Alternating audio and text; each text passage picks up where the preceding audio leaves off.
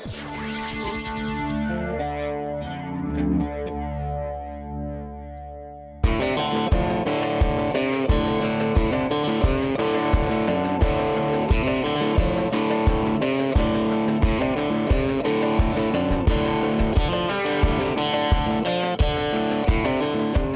if I told you guys that there was a better Bronco out there than the one that's coming to our shores? Well, actually is almost available in the United States. Huh? Okay. A long time ago, there was a company in Brazil called Troller. Troller built an interesting 4x4, very similar to a Jeep Wrangler. Solid axles front and rear, ladder frame, a lot of plastic on the body. Build quality was kind of shoddy. The whole thing is that over time, Ford bought that brand and turned it into something kind of special for off-roading. And for about 3 years, a lot of people who've been speculating that the new Bronco would be this or that, well, a lot of people looked at the Troller and thought that's going to be the next Bronco. As a matter of fact, some websites actually took slightly manipulated versions of that image and put it up there on the screen and said, yep, this is going to be the new Bronco. No, it wasn't. Not at all. Very interesting history with this vehicle, which I'm going to tell you about.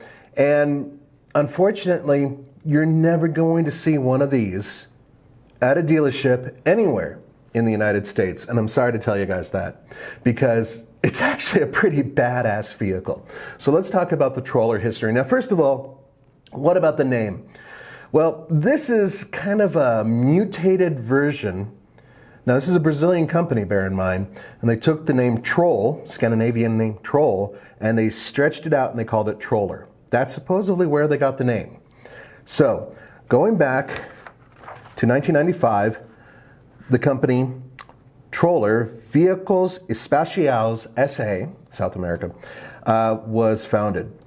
Their first prototype came out in 1997. Now, there are a couple things that happened with this company. For one thing, they wanted to build an inexpensive off-road vehicle that was extremely capable, and they managed to do that. But they also built, which a lot of people don't know, a mid-size pickup truck. That was called the Pantanal, and unfortunately, it was a massive failure. Fortunately, they only built like 77 of them, but they had cracked frames and they bent in half. It was bad. So they actually had to do a recall on all of those vehicles, so you'll never see one on the road.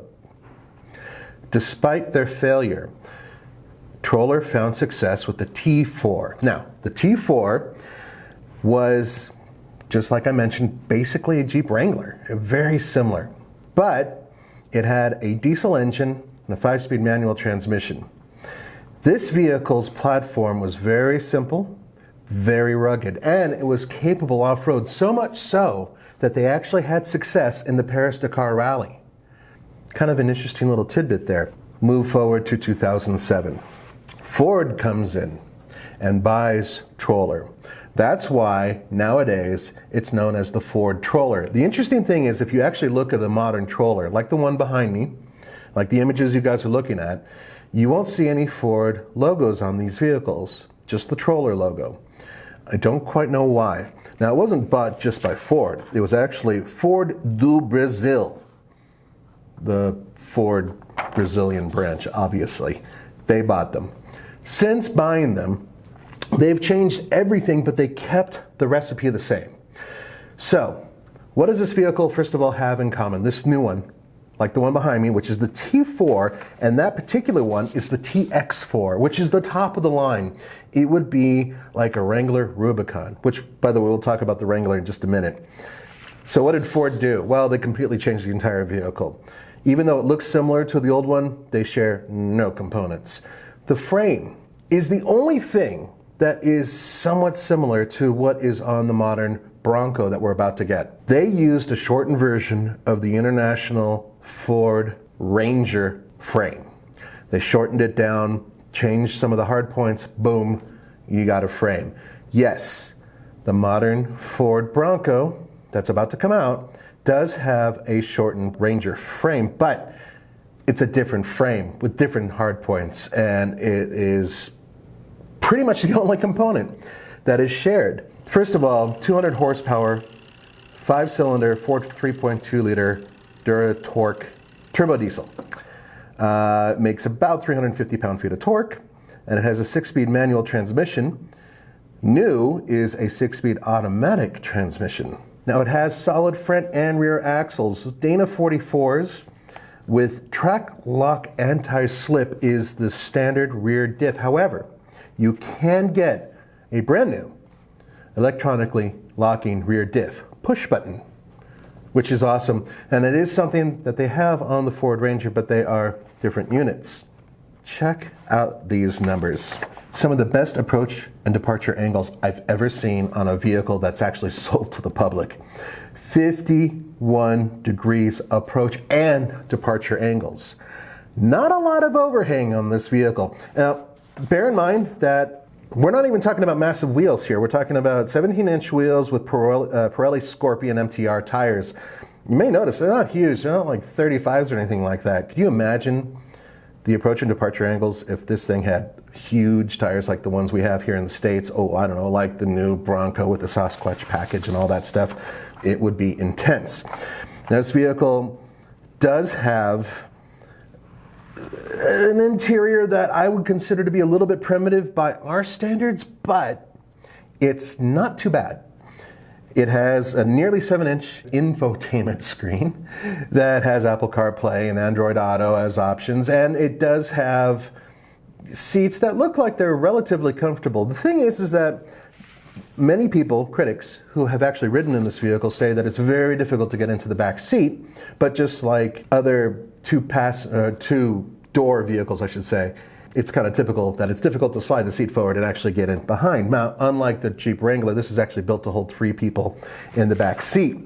So, at the axle, 8.9 inches of ground clearance, and that would definitely go up if you had larger wheels and tires. Now, what's interesting about it is that it actually has a longer wheelbase, but it's shorter overall than the modern Jeep Wrangler Rubicon. And it competes directly with it. With its packaging and its overall styling, even though it's a little gaudy for some people, it actually has a lot of functionality. Everything you're seeing with the TX4, with the front bumper, that's not plastic, it's a real metal bumper. It is capable of holding a winch. You can pop it right on there. Side rails that pop out kind of double as sliders. The thing that looks like a snorkel actually is a snorkel. These are factory components. So that explains its price, because the equivalent price comes out to around $39,000 for the TX4. Now, if you bought the base model T4, it would be around $33,000. So bear in mind that we know that there's an exchange rate difference, but nonetheless, that is not bad for a fully well-equipped, serious off-road vehicle that has actually done very well in one of the most difficult races on the planet. So that is the Troller TX4. Yes, it's a Ford. Yes, it's pretty badass off-road. No, we will never see one of these in an American dealership. Part of the reason why is that approach and departure angle I was telling you about. Can you imagine the crumple zones on that trying to pass Department of Transportation requirements for the United States? Ain't gonna happen. The other thing is that because Ford has spent a lot of time and trouble bringing out this new Bronco, you're not gonna see something that could possibly unseat it in terms of capability here in the United States. Do I wish we could have them here? Of course. Maybe we'd actually get a chance to drive a Ford product.